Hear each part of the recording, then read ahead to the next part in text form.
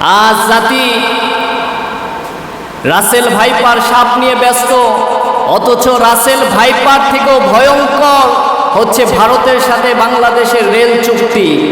এই রেল চুক্তি যদি বাস্তবায়িত হয় তাহলে বাংলাদেশের মুসলমানদেরকে কাশ্মীরের পরিণতি ভোগ করা লাগবে। ব্রিটিশরা যখন সর্বপ্রথম ভারত উপমহাদেশে আসার জন্য তারা চাচ্ছিল, তখন তারা প্রথমে অনুমতি চেয়েছিল 2টা জাহাজ নদীর তীরে নোঙর করার জন্য। যখন তাদেরকে 2টা জাহাজ জায়গা রাখার জন্য দেওয়া হলো, কিছুদিন পরে তারা ওইখানে বাসাবাড়ি নির্মাণ করা শুরু করে দিল। এর কিছুদিন পর তারা তাদের সৈন্যবাহিনী সেইখানে নিয়ে আসলো। সৈন্যবাহিনী নিয়ে আসার পর এরও অনেক বছর পর তারা পুরা ভারত উপমহাদেশ দখল করে নিল। শুধুমাত্র 2টা জাহাজ নোঙর করার জায়গা দেওয়ার কারণে এর পরিণতি 200 বছর ব্রিটিশদের গোলামি করে দিতে হয়েছে।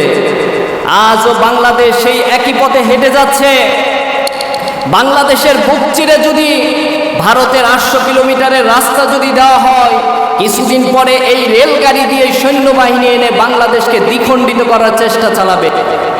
এর কিছুদিন পর পুরা বাংলাদেশকে তারা গোলামে পরিণত করার চেষ্টা চালিয়ে যাবে। শুনে রাখো মুসলমান, আমরা তো সেই জাতি যারা কাফের মুশরিক বেদিনদের গোলামি করার চেয়ে আমরা শাহাদতের মৃত্যু আমরা পছন্দ করি।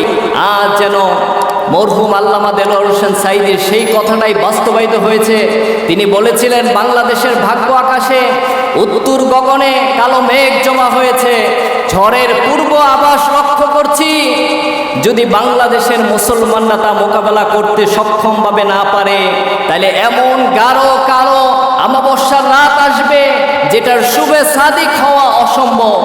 আজ যেন সেই কথারই বাস্তব প্রমাণ আমরা ধীরে ধীরে দেখতে পাচ্ছি। মুসলমানদের সতর্ক হতে হবে, আর মুসলমানদের স্লোগান একটাই থাকবে, দেশ আমার, রক্ষা করার দায়িত্ব আমার।